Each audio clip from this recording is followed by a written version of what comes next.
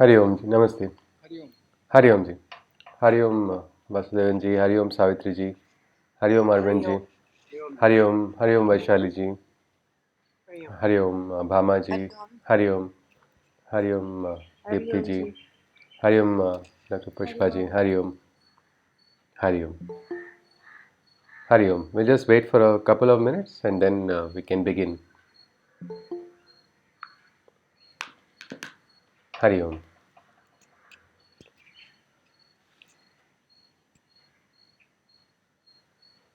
Yes, if anybody has any queries, anything you wish to ask or share, you are most welcome. Or we can just wait for the other participants to join.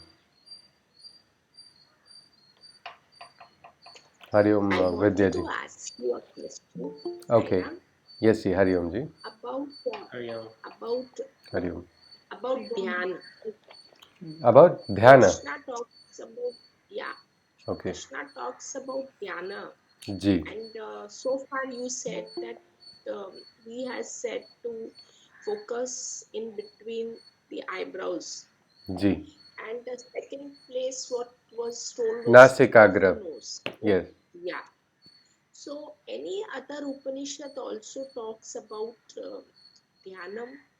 Dhyana should be there, present in many Upanishads, I think. So I'll check. I'm not exactly knowing any particular technique being described in an Upanishad. But I'll find out. No, it should be there somewhere, ji, because we have. Not that I'm exactly aware of, but there are other scriptures about dhyana which are describing in detail. Hari Om ji, Hari Om. Yes, ji. Okay. But Please let Krishna's. me know. Yes, Thank ji. you so much. Hari Om ji, Hari Om. Yes, ji. What you said about yajna, About. about sacrifice yajna, Yes. you are saying that the initial God does a sacrifice to create the universe. Yes. That was something that is very beautiful. First time Okay. I come across that concept. Ji, We ji. always say God created the universe so that people can, Ji. get liberated, etc. But Ji. he himself is doing a sacrifice Ji, ji, ji. by entering the universe, something very new for me. Ji, ji. Thank you, ji. Thank you. And this is from inspired from Sri Aurobindo's Upanishad actually. In Sri Aurobindo Upanishad, Sri Aurobindo has asked some very beautiful questions. It is who can choose to become weak? Only the strong can choose to become weak. Means only the all powerful can consciously take a decision to not remain all powerful, to pass over the, it's like the consciousness has been passed on from the divine who is immortal into a mortal world. So that's probably one of the crazy experiments that the divine is doing. We will see if we are lucky, we will watch the manifestation also. In this Shara Vishwa also, we may be able to witness the avatar. Yes, Ji, Hari Om, Namaste, Ji. I think it is time we can begin with the invocation.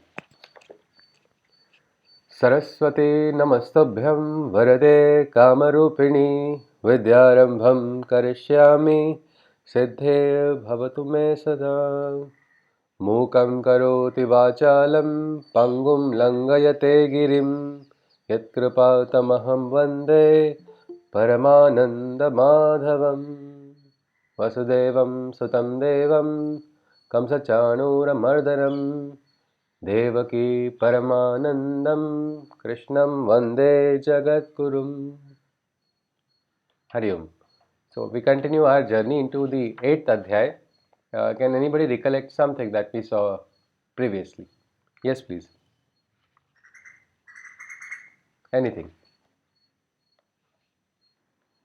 So in the Adhyay's beginning, Arjun asked the question, what is Brahma? Yes. Kim tad Brahma, kim Adhyatma. Okay. Karma and Yajna Yeah. and all these three things, and how at the Prayana Kale, how can somebody recall you? Or what does the direction of the soul go? Means what happens exactly in the Prayan Kal? Ji, ji. So yes, Dr. Puram ji, so we say it was a new Arjuna speaking, no? All these, so far we have seen Arjuna asking different types of questions.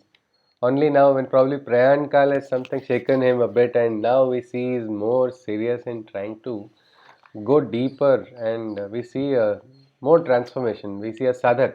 Is it not, Dr. Poonamji? Mhm. Ji, ji. Yes, please. After that, the God answers, Krishna answers all the things, Ji. and so Okay. so he answers what is Purush, what is Karma, what is all this. Then he says that this is Aksharam Brahma Parma, Okay. There's a and Ji. I don't know. And then he goes like this, and then something he says Sahasri Yug Paryantam Brahmas, 1 day and 1 night. Yes. Yes. So is equal to a yuga for Is Manushya. equal Yeah. to a yuga, and everything comes out of him, up, And ultimately goes and back. ultimately goes to him. Okay. Ji, ji. The cycle of creation and destruction. It happens again and again. There is Srishti's Nirman and then there is the Pralay. Yes, I think that was very nicely summarized by Dr. Poonamji. So just adding a little bit more to what Dr. Poonamji shared. If anybody wants to add something, you may add or I will continue. Yes, please. Usually we say it is one kalpa, not yuga. Ha, yes, yes, Say yes. Kalpa, Yoga, we can say there's a Manvantara. Now, what? Now, how many years is this yoga? Also, there was actually in the first edition of the book, I had actually written the number of years. So then that led to there are different what we can say calculations. Some people make this certain these many million years, these many billion years. So what we can say is the concept of what, if in modern context, what we call time dilation or the time proceeding at not the same non-linear rates also at different places. On Prithvi, there is one rate of progression of time. In Brahma's Loka, there is another time. And Brahma's is much, what we can say, very slow compared to us, or we can say the other way around. For Brahma, it happens it's like the day of just one day, and for Manushya, this full time is over. So many births take place and so many deaths take place. It doesn't make too much of a difference, like we saw in the example of these these insects, which kind of flies that come in the night, uh, patanga, what they call it. So those insects, they have a very short lifespan, but that lifespan is short in terms of Brahma's concept if you look at it. But if you look at from the insect's point of view, it is a big lifespan. It is a full lifespan for it. So yes, these are two things. One more interesting aspect that we saw was that there is another, even Brahma Loka, they have to experience births. For even in Brahma Loka, most perfect of the lokas, we see a concept of probably other planes existing. So far, we have been introduced to Brahma Loka. There are other lokas, is what we have heard. That we will see Chandra Loka is also there. What is all that? It has not been described much in the Gita, but we can see even in the better planes, in another parallel realm which is taking place. Even there, they have difficulties. They have to go through this cycle again, Punarapi Janama, Punarapi Marana. Something is special about our Srishti here on earth. There is the fastest, what we can say, probably burning of karma, and we are able to evolve faster. Probably that is why the Devas also take birth on earth. It is like Devan Janma Grunate Jai, been calling upon the gods. That is the Vedic Sukta, where the Devas are invited to take birth or allured to take birth by creating that right consciousness. That is the state. Something is there about our Prithvi Loka, Bhu Loka, which is very special, which is why this is the Loka where the great transformation also will take place. The next one, which all the maybe the next avatar is going to come once that transformation takes place.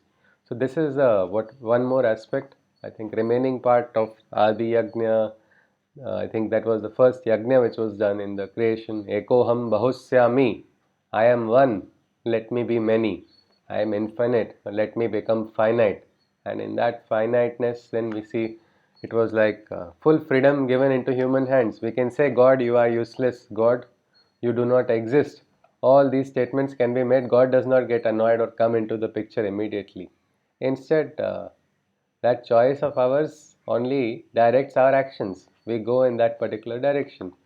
And God, maybe when the experiment was started, like a scientist always starts in a neutral way, probably the assumption was there that humankind would choose only the nice things if you give the choice. That freedom was given to us. But what did we use? We chose right, we chose righteousness also, and we chose unrighteousness also. So this entire game of Prakriti has happened. Something like we will see Purusha and Prakriti, how, what was the problem, what was the Vikara, because something like a ray of light was descending into the beautiful, it was descending very nicely in the right direction, right angle.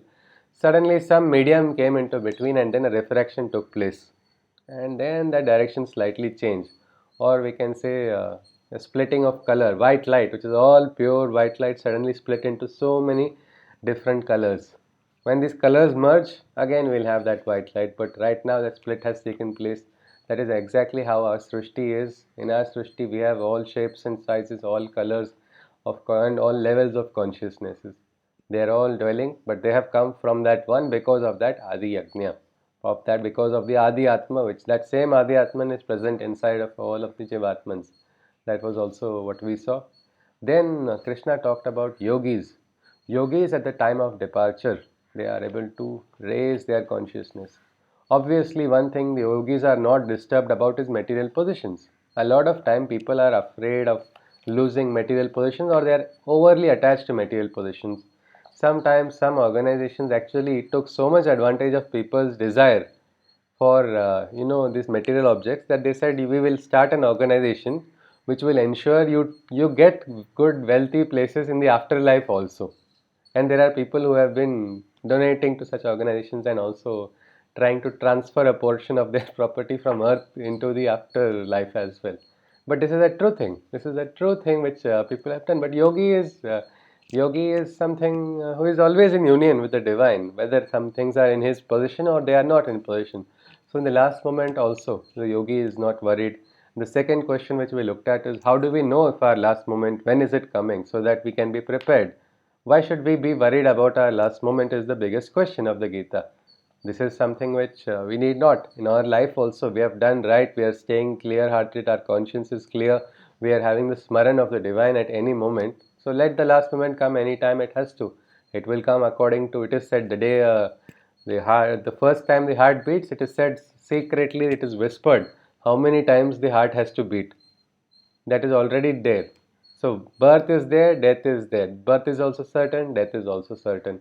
So in this sense, do we need to panic about all of it? Instead, just go on with our duties each day as they come, with the same bhav that Krishna tells, and he says this helps in the afterlife also. And the yogis are actually knowing about these techniques. They're able to raise their consciousness. If you actually watch, sometimes if you have seen some people, they pass away in different ways. Like we have Navadwaras. So one of these dwaras, the Pran Vayu leaves. Some people pass away with their eyes wide open. Some people pass away with their mouths open. Some people pass away with their eyes closed, and it goes through some other dwara. So the yogis have been able to control their conscious force inside, raise up to the head. They focus on the divine. In that final moment also, they are not frustrated or disturbed. They are at complete peace. In that complete peace, they meditate, they are calling upon the divine consciousness, they chant the Om mantra. That is, again, it is like some kind of powerful mantra. We all know Om is a beautiful mantra to meditate upon, to chant also. The more we meditate on, or the more we chant on Om, even our pronunciation starts improving, the vibrations start becoming more and more smoother. Each person can even try. The start first would be just Om, and then as it goes deeper, Om, that goes on. That beautiful vibration starts becoming with repetition. The yogis recognize this. There's something, it is like, we know the sharir is going to be left behind, something else is going to leave. So that is so subtle it is, and so for it needs a force. And what is the force of the Atman, or what is the force of the spirit?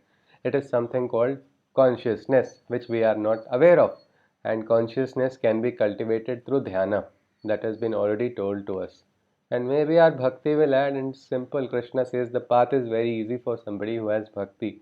Bhakti is a miracle on earth only. We do not know how, why, what. Bhakti just is able to do anything. Anything. Bhakti gives knowledge, bhakti gives tremendous strength to do works. or greatest karmas can happen with bhakti. Bhakti allows you to transcend, make man beyond man also. We have this dhyana mantra, Mukam karoti vachalam pangum langayate girim. Means even a dumb person can begin to speak very eloquently. I can say that is in my case only it happened because of Krupa, for Guru's Krupa. But Mukam karoti vachalam pangum langayate girim. Even the limp can start climbing and reach the top of the mountain. How? Well, that is the Krupa. It is something like a kind of vacuum is created by letting the ahankar go because of bhakti, and in that vacuum there is a rush of Krupa. So it flows and transforms. And so for a person who is having Shraddha, Bhakti inside, that person need not worry. And many times that is why when we see very senior members of the family, generally if you see in a particular after a particular age, they prefer to engage in only bhakti they themselves. No, it's not that they have read in some scripture. Naturally, they start. Their food also gets controlled. Their thoughts also they try to channel quietly. Many of them engage in japa. Quietude, consciousness is cultivated, and they are blissful and peaceful. You do not know what experiences they get. Their smiles are not just simple, satisfied smiles. Also, it may be smiles of ananda. Also, smile of tasting of the soma. Also, which comes when you get into that sthiti of when you get into that high states of consciousness as well. So this is the yogis. The difference is there because the yogis are already aware of their journey. The yogis are conscious of their journey. But that person who is not, what's going to happen? But this is the one question I'll ask before we continue. What if somebody does not have that consciousness? The person is more attached. What would you think would be the worry or logical thoughts inside of the person who is only attached to the possessions? Yes, please. What would be the thoughts of a person who is just having only these attachments? Yes, please. Maybe that person is scared of one is that acceptance of the truth being that. Yes, yes. Things are going out of my hand is very difficult to control for someone who is used to controlling everything. And suddenly things are going out of my hand. How is it? What is happening? And it's like sudden flustering, like confusion. Then what's going to happen? And infinite worries. If the person is having attachments, emotional attachments, not control. Some people have the power to control. So those days they get most disturbed that they'll not control. Sometimes they ensure that no, no, even after death their control should remain. They write their wills in a particular way. That no, this will if they do like this will happen. This person should get it. This person should not get it. I explicitly state. Now the person is going on in the ahead journey. There it's not going to matter what is happening here. Instead of that, it is still maintaining control. So they are still what happens? Will it remain till the last minute? Their hand is not willing to let go. But in the place of emotions, then the emotional person is going to have 100,000 anxieties. Without me, what's going to happen? See, everything will crash. All the things I don't want to go, and in that emotions, they bring more sufferings to themselves and their near ones also. So these attachments, they're not really useful at any time. We just have got conditioned and we don't have to blame ourselves. We can happily blame Prakriti. We'll understand why Prakriti is at fault when Krishna talks about it. But Prakriti gives us attachments. Gita tells us to come out of these attachments to enjoy a blissful life. Attachments will create trouble in life. Attachments create trouble in the afterlife journey also. Let us be just one second. Hari Om. I'll just a second.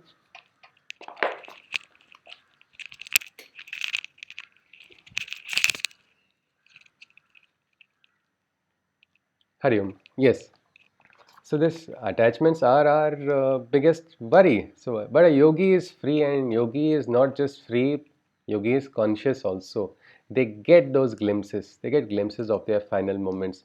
Anybody you know who has indicated or you've heard of someone being conscious of their last moments? Anybody? Because now we'll go specifically to yogis only. Krishna is going to talk about the journey of the yogis. They move in a specific way. But is anybody aware of any of the participants or something mysterious which you have not which you have not been able to explain logically? Baba, Sai Baba. Acha, yes, but maybe in your family or anybody you know, Madhvi My ji? mother-in-law. Okay, Vaishali ji, how is that, Vaishali ji? I am not too sure, but when she Huh. got sick, she just knew that she had a 2.5 months or 3 months to live, and that was it. Okay, And she was pretty healthy. We ha were ha, not too sure why she's saying that, but ha ha ha. So it was like that. she knew now is the time to move. Okay. Ji, ji, Yeah. ji, ji, ji. Hari Om. Yes, there's one more. Yes, Hari Om. Thank you for sharing, Vaishali. One participant had shared. Actually, they met, they had gone, these brothers lived abroad. The father was in India. And somehow the father told, no, no, you must come right now. You must come right now. Come back to India. And they were not sure why. And they thought, fine, let us come anyway. So he just comes, meets all of them, and then after everything is done, and then he passes away as if he knew he was going to pass away. He wanted to have come and meet everybody somewhere on the inside, somewhere on the inside. And then after passing away, the brothers had a conversation. They suddenly remembered that when they had gone to a particular pilgrimage, some particular center, there one random man had told him 7 years later on this particular day, this person's final day is going to take place. And some of that, one of them had laughed, the others had thought they had taken it a little seriously, but then that was 7 years down the line. So everybody forgot about it in the family. But afterwards, when the Kriyas were going on, they suddenly saw and they said this was exactly 7 years ago that that particular day that person had actually consciously told of it. And they were surprised. How is it? Vaishali, do you want to add something? Yeah, my mother-in-law was being told 2 years ago Huh. by a random person that Okay. she needs to be careful in 2 years. Okay. So Okay. we didn't know what it was, what we Okay. were being warned. G, G, G. Yes, yes, yes. So it's a strange science. It's actually a very interesting science, and yogis get probably those glimpses. They get that conscious, kind of reflections. They know what's going to happen. There's a state of, I think, even young Ramana Maharshi had watched himself die only. And that was his physical death which was taking place. He watched himself burn in the fire, and then that was one of his spiritual experiences, of course. But this yogis are a different breed. Yogis are a completely, why they say, Ramta Jogi, Behta Pani, both cannot be stopped. That yogi who is lost in the state of yoga is a mystic who cannot be stopped by any force in the world, just like a flowing water. It is like that. So these yogis are conscious, and Krishna is now going to speak about the journey of the yogis. We will continue with our shloka. We stopped at shloka number 23.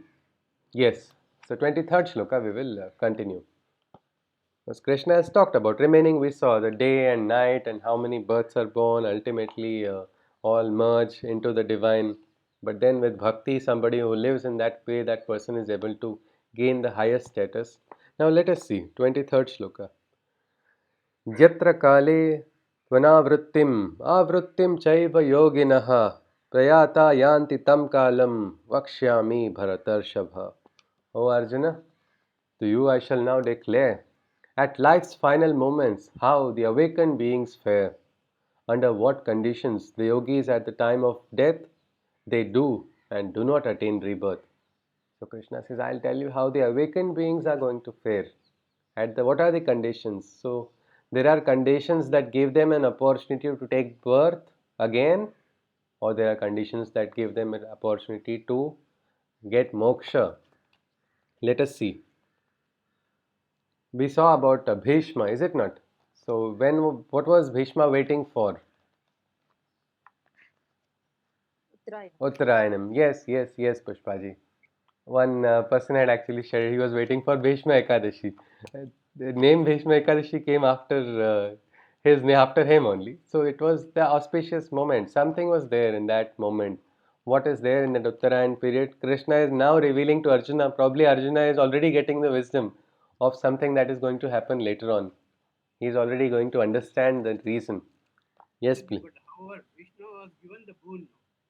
Yes, yes. He was given the He was given a boon that he can choose. Ichha Mrityu. But why did he choose this particular time? That is the important question. What I'm saying is, can you say it was a yogic power or is it a boon? It was a. Why did he get his boon in the first place? It is actually boons, and these are. If you look at the stories, this a siddhi is got by sadhana. A person attains a particular siddhi by virtue of the sadhana, by virtue of the tapasya, by virtue of the what the tej which the person cultivates through sadhana, and that is how. But again, we are not very interested in siddhis in our direction of Gita also. Our Siddhi is if we can have Mukti from attachments, we have got the Sakal Siddhi only. That is the biggest Siddhi we can seek of. But let us look at this. Krishna is talking about our probably what is this period, why, what is, there are favorable periods or which allow us to get into that journey where we are going to get moksha also, and then there are other periods where we can actually will come back. How is it, what is it, let us see. अग्निर्ज्योतिरः शुक्लः षण्मासा उत्तरायणं तत्र प्रयाता गच्छन्ति ब्रह्म ब्रह्म विदो जनाः. In the 6 months, when the solstice northern starts, by day or fire or light, in the phase of the waxing moon who departs, the yogi, the knower of Brahma, aided by the earth's rotation, reaches the abode of Brahma, thus attaining salvation. So, in these 6 months of the Uttarayan, the period of northern solstice, can someone tell me what is this Uttarayan or northern solstice? Anything about it? Something about it? What is it? Is there anything you know about it? Of course. How is the, yes, please.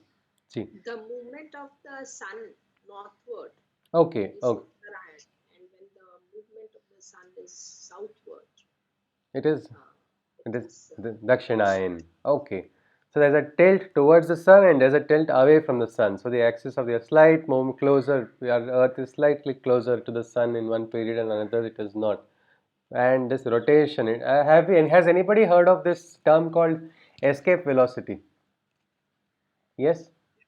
What is this escape velocity? And I'm not asking for the exact definition, of course. Just a layman's. Velocity is the speed in which you have to travel to escape the gravity. Escape the pull of gravity. So scientists calculate this, is it not, Vasudevanji, for projectiles, for all types of rockets launches, all of it. And what do they send when they send? Do they send light particles or they send something heavy? Can heavy objects also leave the gravitational pull with a force? But you need a higher force. We need a higher force. So with that, but so we have been successful in sending tons of metal also, is it not? Heavy objects are being sent out of the earth by uh, the force. And while this escape velocity is calculated, do we look at the Uttarayan or Dakshinayan as Muhurta, or do we look at Uttarayan and Dakshinayan in terms of the forces at play and which is going to aid the launch? That is it not, that is also, while calculating this when the escape velocity is being calculated, the wind velocity, the different other aspects, the rotation, all these are calculated, is it not, Vasudevanji? Yeah, even the position of all the moon. Yes. So yes, the position. Yes, please. Thank you, Vasudevanji. So we say that in modern science also, we understand that for this departure, for the departure of anything out of the Earth's surface, all these factors play an important role for even very heavy objects, which are very sthula. What do you say about Sukshma, which is the Atman? Atman is so subtle. For this Atman, how much for Sukshma? I think that Vasudevanji said, more sthula means more force. Conversely, less sthula or more sukshma means very little force is also sufficient, is it not? So maybe our bhakti and our sadhana can become like the fuel and it can help us go in a particular way.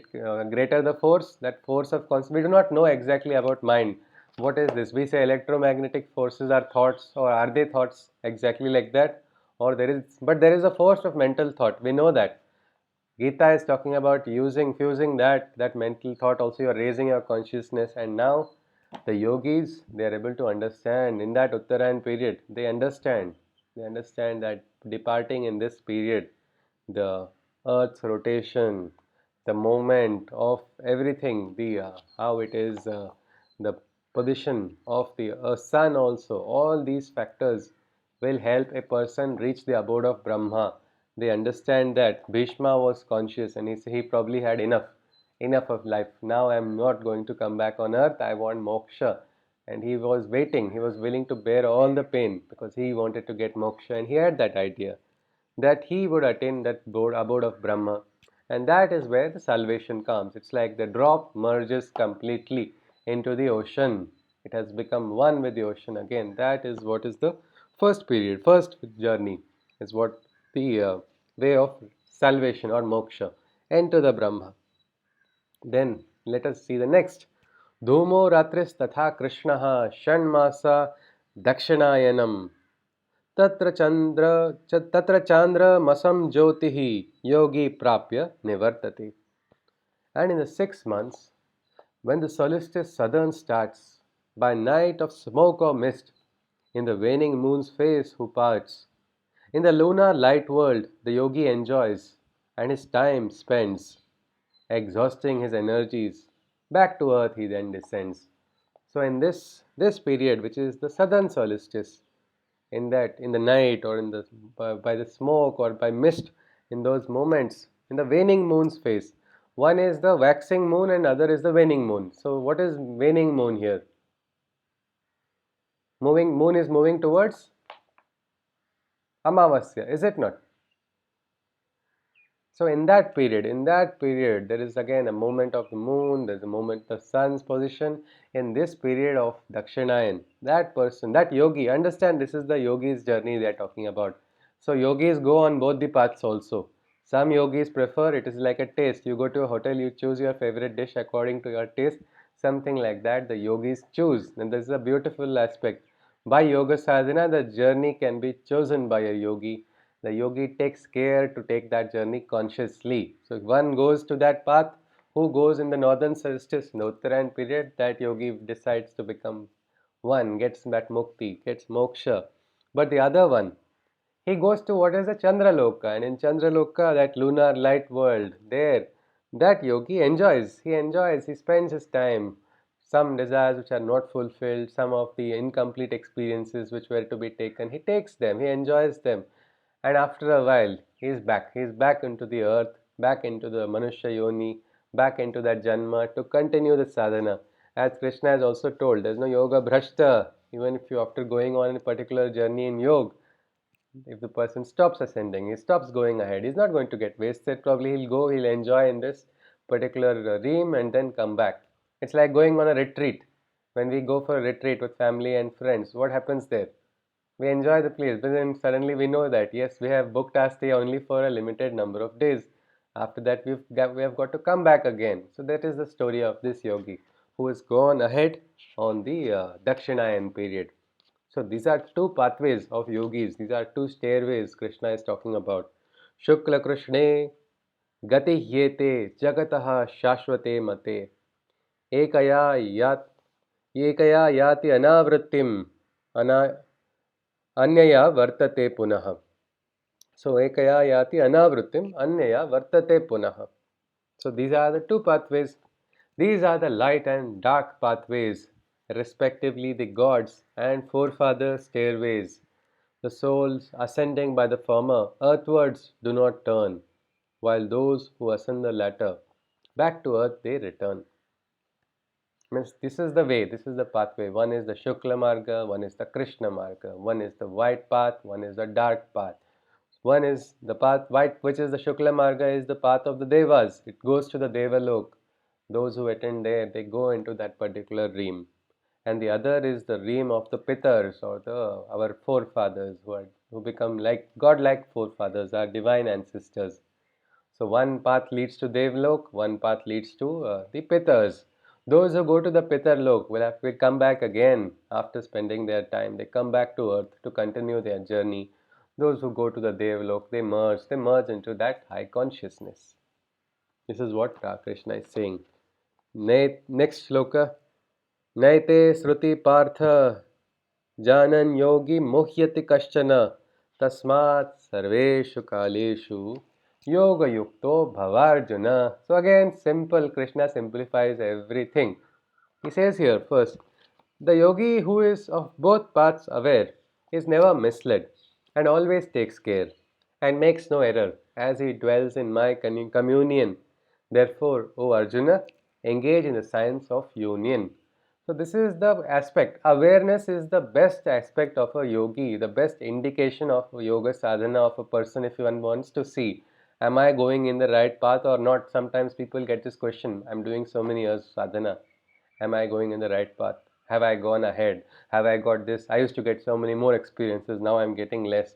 Is my path stagnating? All these are unnecessary questions. Simple question is, are you aware? Are you conscious? Are you aware of what's happening around you? Because on the path of yoga sadhana, it is only consciousness. Because when you are aware, you are not misled by desires, you're not misled by thoughts, you're not misled by other indriyas. So this yogi, Krishna says, is always aware and he always takes care. He's always alert. He makes no error and makes no mistakes because he dwells in my communion. Krishna will whisper to him. He doesn't even have to choose the marga. Krishna decides the marg for him as well. Thus, O Arjuna, engage in this science of union. Engage in this Yog sadhana. Become one with me at all times. Tasmat sarveshu kaleshu. Yoga yukto bhavarjuna. At all times, Arjuna, remain yoga yukto. Tasmad yogi bhavarjuna is what Krishna had told. That is why Arjuna, a yogi is what I am asking you to be. Previously we had seen that, and now he is telling yoga yukto bhavarjuna.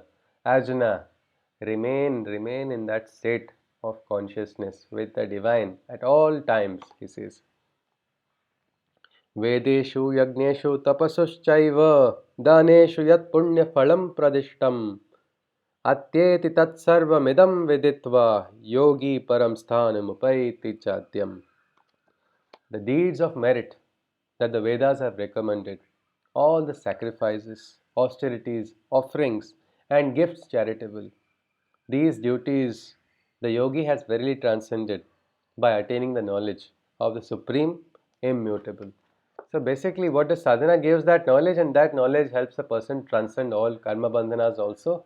Here these kriyas also, so many things are described. They say yes, the Vedas talk about certain yajnas to be done, they talked about certain austerities, certain tapasyas must be done, certain dana must be done. All these yajna, dana, tapa, all these are important aspects which are prescribed in the Shastras also. Every individual, irrespective of what their profession is or what they are doing, they must participate in life in these aspects. Why yajna must take place. Yajna is not the ritual yajna only. It is a sacrifice. That person must do sacrifice. Then dana must be done. Dana need not be only monetary money also. It can be vidya dana, shrama dana, different types. So there is yajna, there is dana, then tapasya. Someone must do a penance. Only then will you rise in consciousness. It's like then you will become the hero that you are meant to be. Each individual must do all of that. And then if you see after anybody, like when somebody departs, there are so many Shraddha Kriyas that have been described, is it not? We have heard of all of these Kriyas, that so many days we have to do this, first day, second day, third day, 10th day, 13th day, all these aspects have been told, right from how the body must be placed. If you see, even that has a Shastra. It has to be in the line of the magnetic field of the earth, so that direction, the particular direction must be maintained. So many such things are told. But the biggest question is, who does the Shraddha of a yogi? Can someone tell me? Because he's left his family, he's left his home, we don't know Yogi's surname, you should not ask. It is like that. Don't ask a yogi about his parents, don't ask the surname of a yogi, because he's already left everything and he's gone ahead. Now he's in the jungle doing sadhana, assuming in the jungle, and now the Prayan Kala comes and he leaves. Who is going to do his Shraddha Kriyas? What is going to happen to him? Yes, please, anybody. Who does the Shraddha Kriyas then?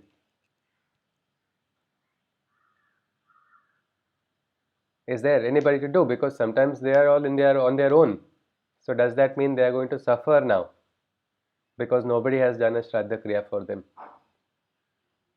Yes, please.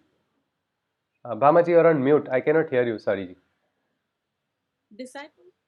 No, if disciple is not there, the yogi has not everybody enter into that Guru Parampara. Some go into their own marga as well. So what happens to them? In a jungle, a yogi is doing dhyana, or in the Himalayas, and the Prayan Kal comes to him. Nobody is there to do Shraddha. Does that mean he is going to suffer in a state of a limbo between this world, that world? Or many people say, no, sometimes people scare you, did this particular kriya wrong, so now you will suffer. These are all fears that are also planted sometimes by some people with vested interests also. But keeping that aside, what do you think is the case of the yogi then? Or logically, do you think he need not suffer? Of course, what has he done wrong? He's done his sadhana only. Yes, anything, any opinion, you're welcome actually. We're just having a talk. Deepti ji, a little louder, please. Yes, ji. I think he doesn't need that, like the whole He's because he's already transcended. No, he's not having attachments. Most of these kriyas, what they say, they are for helping the onward journey. For those who are attached also, why they say, and finally the favorite food must be offered to whether this crow has to kakasparsh has to happen for the food, which has the favorite one is offered, because if attachment is there, why people all gather around. So if the Atman, because there are so many koshas that are shed one after the other, and the soul is now moving ahead, the body is left behind, but then the other movements take place slowly. So these kriyas help a person realize it. But in the case of a yogi, he is already free, he has already transcended. So if some kriya is not done for this yogi, one need not worry, because Krishna says here, this yogi has transcended all these recommended aspects as well. He's gone on, he's moved ahead, he's got that knowledge. So it's not, we're not trying to say these rituals don't have any meaning, but the higher purpose is there, that it is for the onward journey. Somebody who is in that consciousness, Krishna has already shared, I will take you ahead, I will take you across. So why we need to worry? So the fear aspect, or the sometimes uncertainty creates doubts. People have sleepless nights with worries about whether I did not do this properly. In all those moments also, we can just say Krishnarpanam and let our doubts go away and not worry about anything. Sometimes people have these questions, why did I had this story which was, one friend actually came and asked me, and my teacher had told me, when anybody cries for somebody who has departed, the person is not crying only for the departed, the person is crying for himself only. And I was initially not very sure whether it is the right thing. I was not understanding it, because everybody has the ahankaric view of oneself, whether or not they realize it. So it is very rare that selfless tears take place. So when my friend told his mother passed away and I went quickly to meet him, I was feeling sad. I thought I'll console him. I got my teacher's permission to even stay with him if required that day. So while I was sitting initially, I just saw his conversation. He was like, she did not want to do this. She went too soon. She should have done like this. The entire time he's talking only like this, that this is what she should have done. This is what she. I was thinking it's all right. He's emotionally hurt. Then after a while, he came and asked me, "Do you think she will haunt me?" I was shocked. I said, "Hey, this is your mother. Why will you? How can you have such a question? She has always loved you, respected you, always taken care of you. Will she want to cause you some kind of trouble?"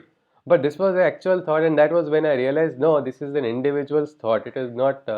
It is a thought which has come outside, and then we had to tell him, see, this is not logical at all. Why do you have to? But many times, this mind plays the tricks and brings up because of our attachments. Instead, for a yogi, he's transcended all of these yajna, dana, tapa, what Vedas also have talked about. All of that has been transcended, is what Krishna says, because he's got that knowledge. So, if at all we are having anybody we know and who's having some kind of some insecurity, it's simple. Krishnarpanam or Tvadiyam Vastu Govindam Tubhyam Eva Samarpayet. Your Krishna, what is yours, it is yours only, taking it, giving it back to you.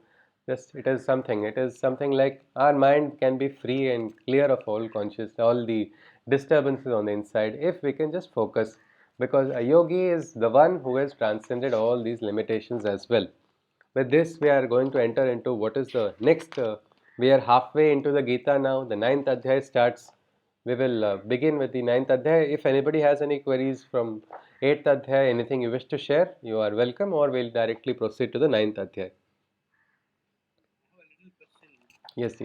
War that's going on. In relation to the war, okay, ji. So now it's going on Ukraine, and probably many people are doing Dharma Yuddha. Okay. So they're all, can we say, they're all go to Swarga or what? Are all doing Dharma Yuddha, Vasudevan ji? You had Who are doing? those who are. Everybody is. Okay, those who are doing. If they are yogis, they have not got this material, what we can say, attachments. They will go. Only for yogis. Yes, it is. No, because you see, yoga is, everybody is going to become a yogi after a particular time. It is the number of janmas it takes is the problem.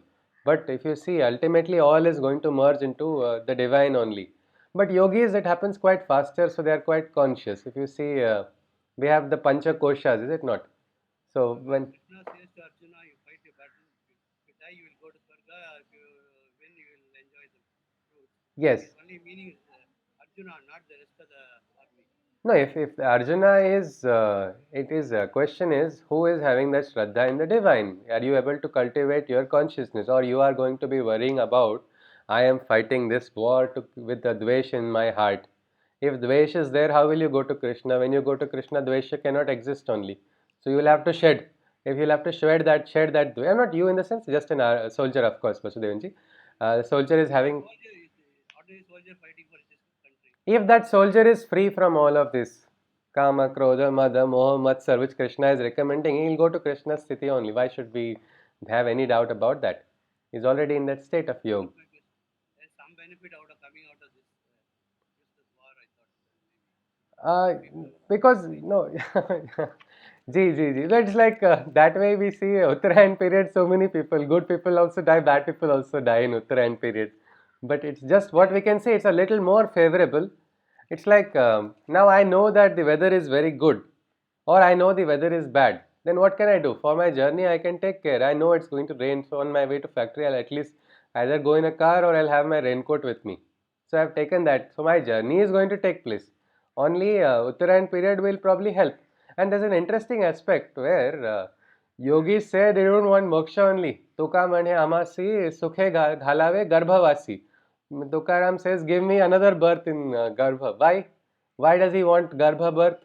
This is Manushya Lok is full of all this sorrow and suffering. Then for that also there's a bhajan by great bhakti poets. They say Kamodini Kaya Zane Parimala means what does the lotus know? What the Brahman understands. So the joy of worshipping the divine. He says, give me another 100 births. I don't mind. I don't mind getting another birth. I don't want moksha also. I want to come back on earth so I can worship the divine. God does not know what it is to be loved from the perspective of a human being, and I want to experience that joy. So there is this journey where people are conscious. Krishna is talking about the exalted beings who are actually conscious. They can actually, like we talked about, raising the pran vayu up to the hair, up to the forehead, or they are able to actually control their journey. Otherwise, it's all the disintegration of everybody happens. The pancha koshas break one after the other. Depending on the attachments, slowly these sheets are shed. So ultimately, everybody is going to go ahead. Stronger the attachments, it will be that is going to be difficult. But the journey will take place. It will take time. But again, all comes back to the divine only, as Krishna has said. So yes, and Ukraine war, I think this we have had so many wars in the history of mankind. Yet every time something happens, something people keep going ahead only. But maybe we can hope. Why not? Sarve bhavantu sukhina. When we say we are also praying for all, for those who are on both sides as well, who are misguided maybe, who are unnecessarily experiencing suffering. Not just the soldiers, also the displaced individuals who have really done nothing wrong. Maybe it's just a clash of egos of people in power. But who is suffering? It is again the people on the bottom. But this is a journey of the conscious ones. The yogis is what is described. Maybe we can become conscious. If we become conscious, we'll also have our say in our journey. We can decide. We can actually say, driver, गाड़ी रोको. अभी यहाँ लेके जाना है, वहाँ लेके जाना है. We'll have that full freedom because this is the yogis way, and yogis have been able to even control, like you see Bhishma, Pitama Bhishma also. There are people who have been able to certain astrological indications give that exact time of prayer and kal, but the spirit of the individual is so powerful that he is able to keep Yama at doors. Not now, not now. Case of my friend's mother, she got cancer and she was diagnosed with after chemotherapy. They said now better take her back home. There's no scope. But she said, no, I will not go till my children's exams in school are over. And she took so much care of herself. She did naturopathy, Reiki, healing, God knows everything she was doing. She suffered. The children knew that, but she wanted to hold on till both the children finished their schoolings. And she's for 4 or 5 years she controlled her last moment. For my teacher, when I had met him, he told that according to Bhrigu Samhita, 65 was his year of going. After that, there was a full stop, is what according to the Shastra. But now, sir, 75, 76, still strong. Doctors say most healthy, like 50-year-old only. So this is what human. There is something fate, free will that will come back into the 18th adhyaya when we go there. But probably we all have a say. Krishna says inside of us is that divine entity. If we become conscious, what's the difference? Bhogi, we can become yogi also. Yes, please. Hari Om Srinivas ji. Hari Om. I was just wondering Whether gut feeling is a higher state of consciousness. Gut feeling could be. Feeling that, Yes, yes, yes. yeah, whether that is a momentary Yes. higher state of Yes, yes, it's a momentary, it's a glimpse. It's a glimpse of a higher consciousness. Yes, yes, Srinivasji. And as we cultivate that, it becomes clairvoyance later on. When initially it is glimpse or gut feeling, slowly, slowly that keeps on rising. Then there is what we can say clairvoyance is also visible. The Upanishad talks about Kavi, Manishi, Paribhu, and then finally Swayambhu. Means slowly rising of consciousness. Yes, Srinivasji. but we don't know the source of that gut feeling. It comes from outside, no? We don't know It comes from somewhere else. We get it. It comes. how we can work upon it. How we can work upon it is by creating that consciousness which is stable. Because if you look at the moment, best way would be rather than getting a manual of somebody else, it would be since you have talked about it, I'm sure you must have got a gut feeling at some time, which is why you are asking this question. So you can just go back to your state. What was it and that state of mind you were? What was? I think you were not disturbed emotionally. You were in a state of quietude. Is it not, Srinivasji, at that time? So when you are able to cultivate that state of consciousness, you are able to go back into that state, you will have more gut feeling, you will be able to. And after a while, it's like Vivek Buddhi starts functioning again only at that time only. Otherwise, it's not gut feeling, it is emotional reaction. Emotional reaction really leads to most of the time problems only, because in a state of emotion, we do wrong. So instead, we just cultivate it, and we do not worry about, because sometimes people start becoming attached to that also, that they want to get a particular experience. Then there is something called auto suggestion, there is hallucination, all these unnecessary things come in. Instead, we cultivate a right state inside of us. What has to come will come, we need not worry about that as well. Ji ji. Hari Om. So after this 8th adhyay, we saw big transformation in Arjuna. It was as if somebody else is standing in place of Arjuna, because till now Arjuna we would give him marks. Now I don't think we can even ask that question, because Arjuna is not looking like a skeptic at all. He is now asking deeper questions. He is wanting to learn, and he is mightily silent. He is not saying, I don't understand anything, Krishna, or Krishna, you are confusing me, or Krishna, how do I believe you? Now he is not asking all of it, and Krishna is understanding it. So now he opens the door, he talks about something higher.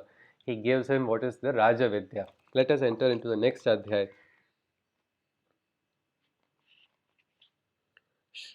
Shri Bhagavan Uvacha, the 9th adhyay.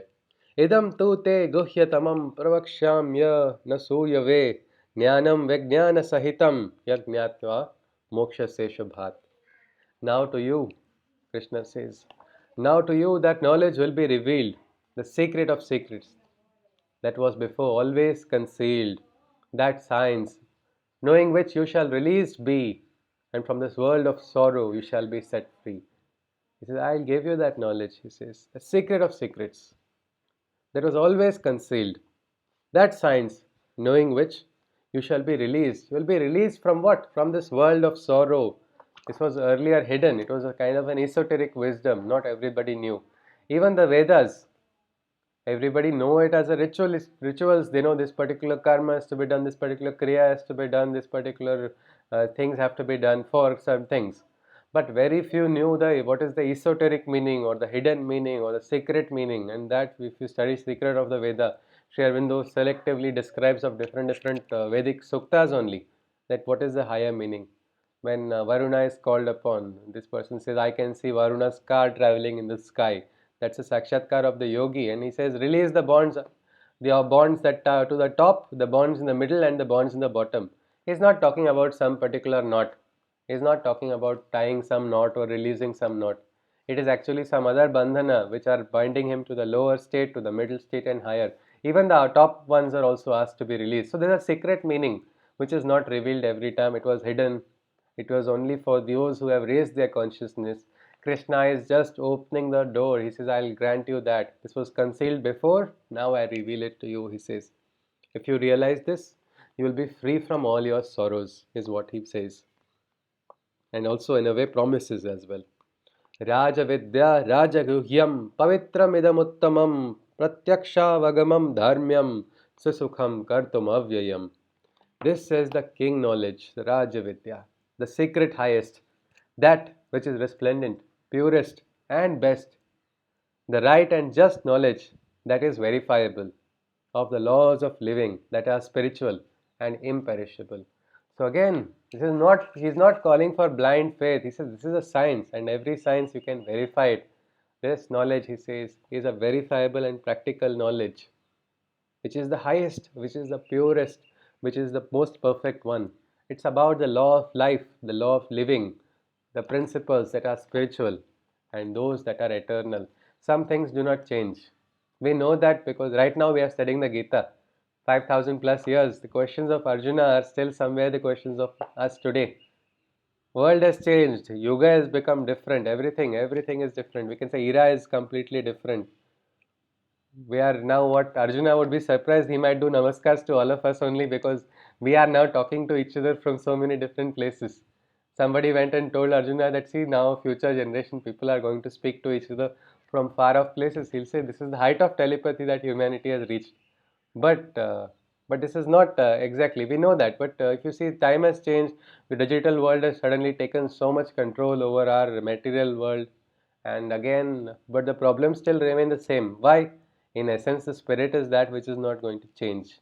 So that is why we are seeking that spiritual knowledge in this world, in our experience, to help us get better. And interestingly, human beings are living the same way as they were living before. Maybe the way of life may have changed, the span of life also may have changed, but life itself is the same, and the law of life will remain the law of life as long as there is life. And Krishna says, I am sharing that wisdom to you.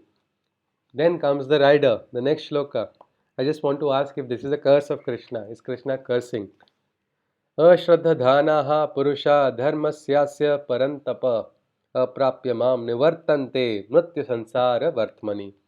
But those faithless souls who to me have no belief, they sink and return to the mortal realm of grief. O Arjuna, on my path of truth, they cannot tread or ascend. Dwelling on the mundane path, they only descend. He says, those faithless ones, this is a very dangerous thing. Ashraddha dhana. So, Shraddha is beautiful. Ashraddha is the biggest problem. But now my question is Krishna cursing? He says, you don't believe in me, so you are going to suffer. Is this what Krishna is saying? Is he cursing because just because we don't agree with him or we don't believe? Is he taking all that freedom that we have to seek our own path away from us by saying this? Or no? Yes, please. I don't think so, right? Ji, how is it, Rakesh ji? Why not? Why is not? What is logical here?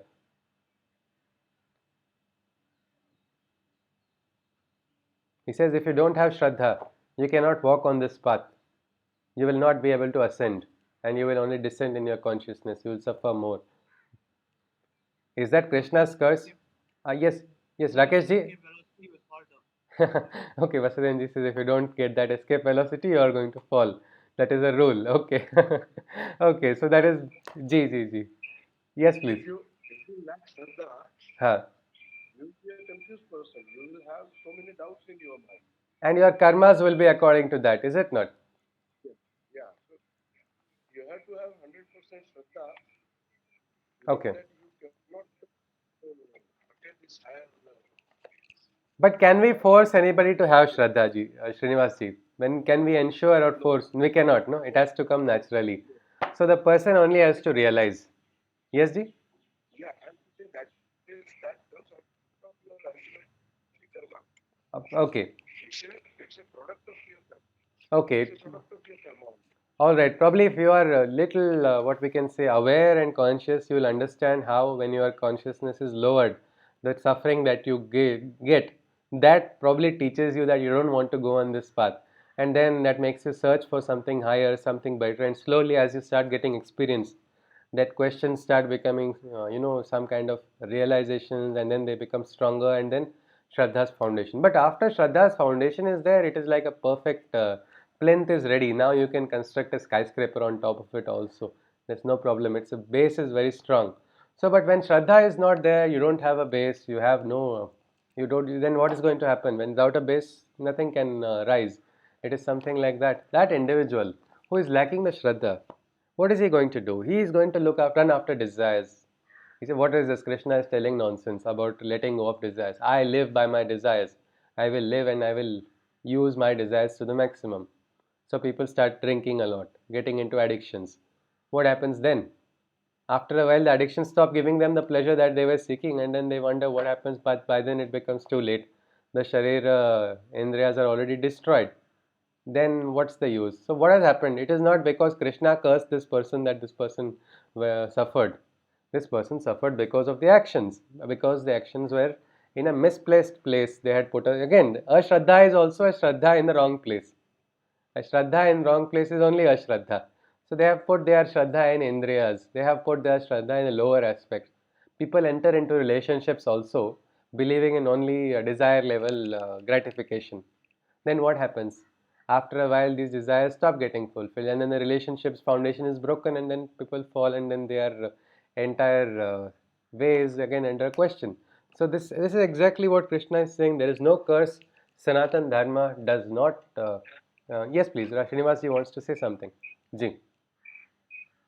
Uh, I think Shraddha is born with the person within Yes. your soul.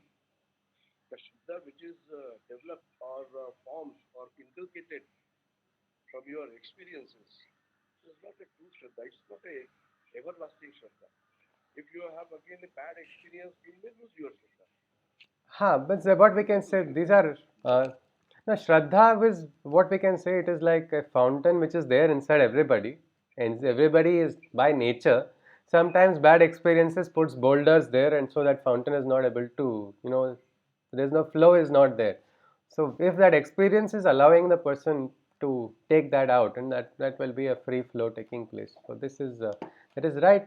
Sometimes, many times, people biggest problem is people sometimes learn from certain experiences and they feel they have learned. That is it. They have closed themselves after that experience. Like, I have understood this. Now don't talk to me about life. I experienced like this. This is over. So now again, so it is better. It is better to remain quiet, remain humble, and seek. And if Krishna's way you follow, you're going to get guided only. The path becomes simpler and simpler. But those who are not following this, that is why it is always nice to have an elder. It is nice to have a guide, because you know somebody who has walked, who is experienced, and Krishna is the best guide. He tells, if you, that is why they say Gita is manual of human race. Sri Aurobindo called it manual for perfecting the human race. Means human race can become perfect also if perfection can be achieved, because all our problems, all the issues in the world are because of human nature, which is imperfect. Gita can help us transform that. So Krishna says, follow this, you become free. This highest knowledge will remove your sorrow. It is about a way of life. It is verifiable also, he says. He's not saying you blindly follow because I said so. He does not say that. He's saying you can verify it, you can experience it, you can investigate yourself individually. But he says, but somebody who doesn't even take the effort, who doesn't try also, then that person is going to walk on that path. And he will not get a chance to come to my path, is what he says. He will not get a chance to rise in consciousness. It's more of what we can say a consequence of action rather than a curse. There is no curse in the Gita from Krishna's side. He does not do that at all. It is only our what we can say. We only curse ourselves sometimes. We create naraka. We from us what we can live in swarga also. Our earth can become our swarga, but we prevent that from happening by our own nature. So let us go on. We will look at probably one more shloka and then we'll stop. Yes, please. Maya tatamidam sarvam jagadavyaktamurtina. Okay, we'll look at just two more shlokas, so it will be complete. We'll stop at shloka number 5. Maya tatamidam sarvam jagadavyaktamurtina matsthani sarvabhutani na chaham teshva vastitah. From I, the formless one, came into existence, the universe complete. The universe is my affable mystery replete. Within my consciousness dwell all living beings. But my consciousness surfaces not in all things. So Krishna says, I am that one. I am that formless one, the avyakta. From that formless existence, he says, came into existence the entire universe.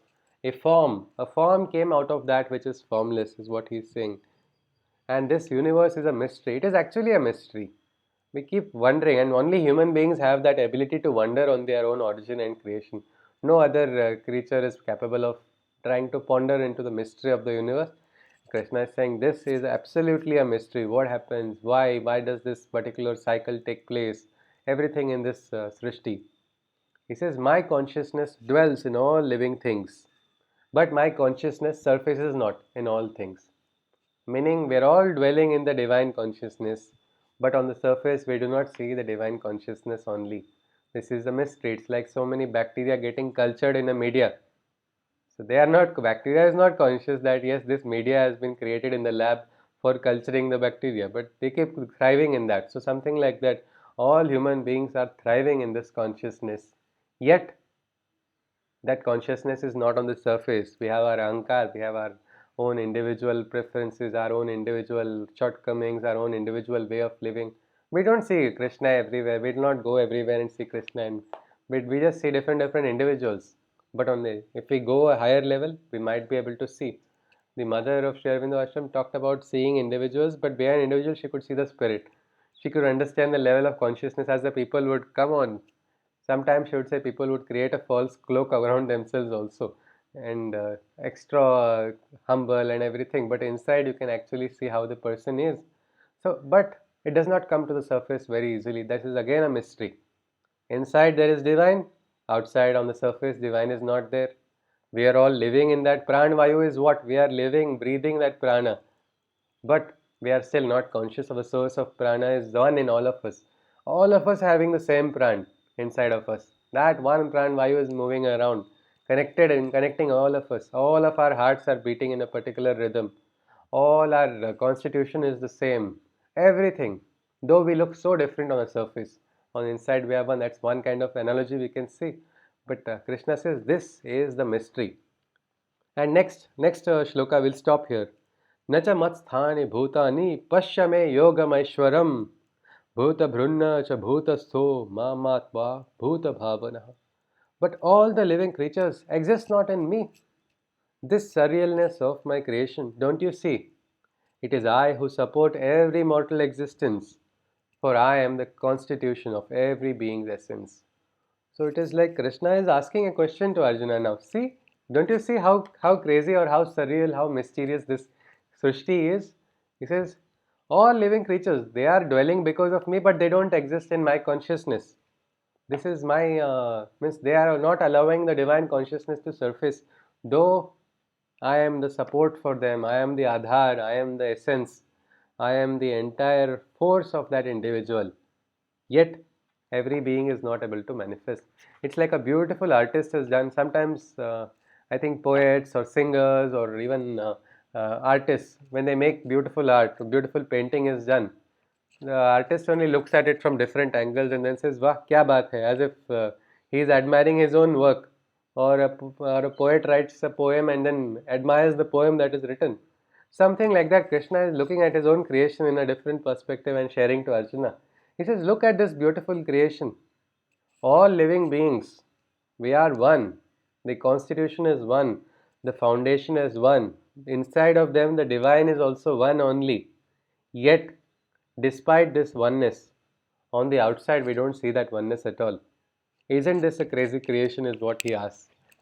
And probably only a creator can ask this way, because otherwise that perspective does not come. And so with this, we'll stop here. We'll stop at shloka number 5. We'll continue from shloka 6 tomorrow. I'll conclude with a Shanti mantra, after which if anybody has any queries, anything you wish to share, you are most welcome. Hari Om. Sarve bhavantu sukhinah, sarve santu niramayaः, सर्वे भद्राणि पश्यन्तु मा कश्चित् दुःखभाग् भवेत्. हरि ओम तत्सत्. कृष्णं वन्दे जगद्गुरुम्. Om Shanti Shanti. Hari Om. Yes, please. Any queries? Most welcome. Hari Om. Hari Om ji. Hari Om Geeta ji. Hari Om. Hari Om. Hari Om ji. Hari Om. Sai Ram. Hari Om ji. Hari Om. Hari Om ji. Krishna, Hari Om has ji. Krishna talked about Prayaschitta anywhere?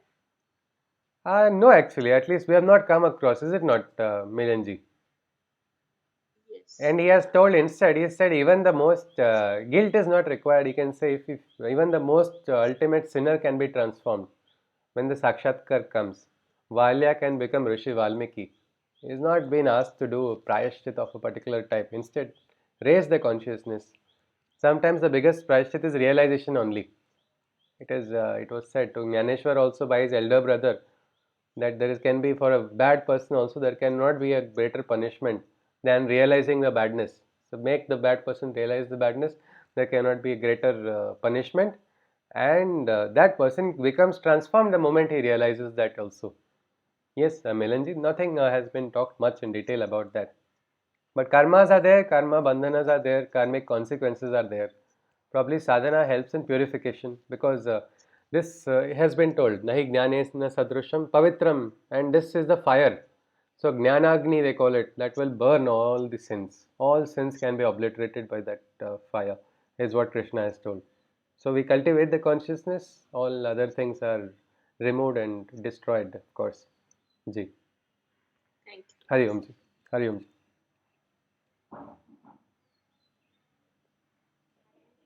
Hari Om Ji. Hari Om Madhvi Ji. Hari Om. Question here. We were talking about Shraddha. Yes, Ji. So, for yogis, we say we don't need. See, a little bit louder, Deepti Ji. Just a little bit louder, please. So, what I was thinking is here is that we do a Shraddha in particular way and a particular time of the day. Yeah. What about people? What about the people for whom it is not done at all? Yeah. No, that is what I am saying, no, ji. The Shraddhas are to be done with for helping the onward journey. But onward journey is going to take place for everybody. Sometimes some people, it is like sometimes in Shraddha, the rituals get into the head of so much many people. Like my teacher's mother had told him, "Don't do Shraddha for me. That will give me more peace. You are doing it for peace." All the on her life she had to do so much disturbances she would feel at that time. She said, "Don't do that." And that was her realization. It is a soul journey, Deepti ji. What we can say that way, so many other people who don't belong to this Sanatan tradition, they never do a Shraddha, is it not? Does that mean they are all going to be in Trishanku Sthiti only? They will not go to, they are not in this loka or that loka. No, the journey takes place. This is actually a science which is going to help more than sometimes the Shraddha helps the people only than the Atman. The Atman is gone ahead now. But the people are going to come to terms with it. That particular, that period, they see, they come to terms. Otherwise, people don't accept it and it creates a lot of problem. Acceptance is very difficult when somebody passes away, and when acceptance is not there, then there is a chance for mental disorders also. So acceptance is very important, and Shraddha Kriya helps everybody to come to that state. It's a two-way thing because the onward journey, if the Atman, if you see, is still attached and is watching these Kriyas and is suddenly going to see that, yes, now the moment will start slowly. All this is for that. But ultimately the journey begins for everyone. But for the others also, it is a kind of, this bereaving, it helps them overcome the grief as well. Ji. I think every religion has prescribed some rituals, some type of Yes, rituals. yes, yes, When a person dies. yes, yes, yes, So in Hindu we have Shraddha. In Hindu we have Shraddha. But in other religions they do have some yes, yes, procedures. yes, yes, yes. Even in tribal areas in Africa also. Ji, ji. Yeah, even Christians they have some procedures. Even Muslims they have some procedures. Every religion has prepared some type of ritual. Yes, yes. It is kind of what we can say helping a person to cope with the people who are left behind. And even in India, we have different traditions. Actually, here when the procession is taken place in South India, we see people dancing and there's a like a drum and beating and crackers are burst, all of it. First time I saw it, I was wondering what is the meaning of this. Why are they all celebrating? Somebody has passed away, but they are trying. That is their way of trying to forget all the sorrow now. He's gone ahead. He's going to a happy place. So that is their own purpose. The Shraddha Kriyas have their own, what we can say, a scientific basis as well. But sometimes what happens along with that, the human nature comes into play. The person who does the Shraddha says something wrong. He says something very strongly, and then that has an emotional scar on another person. Instead of that, if we just recognize the journey is going to go on, it is ongoing.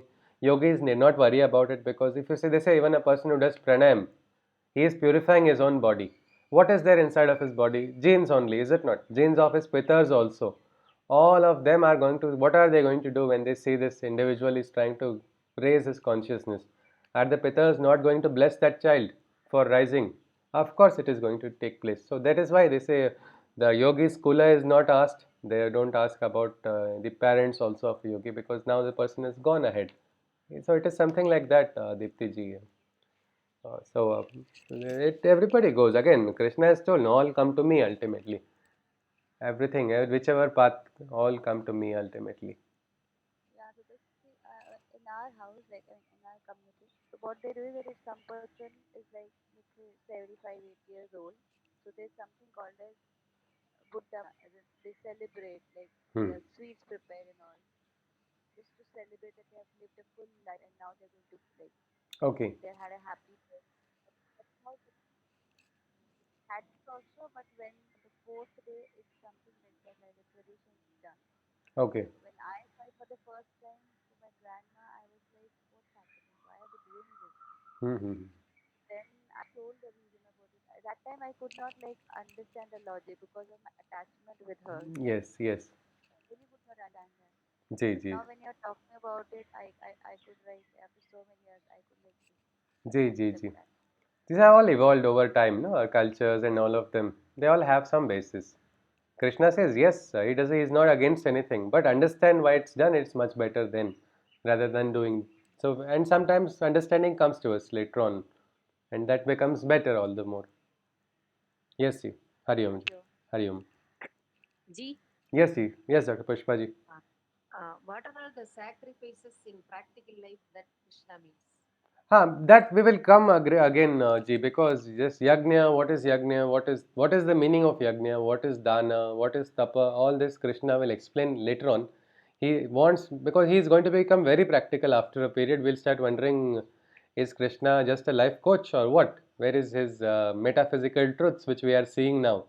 He is going to become very practical later on in the later parts of the Gita. We will see that that time, Dr. Pushpa ji. Okay, thank Because you, Ji. even dana he has described, there are three types of ways of people doing dana, and what is good and what is bad also. Even dana can become counterproductive.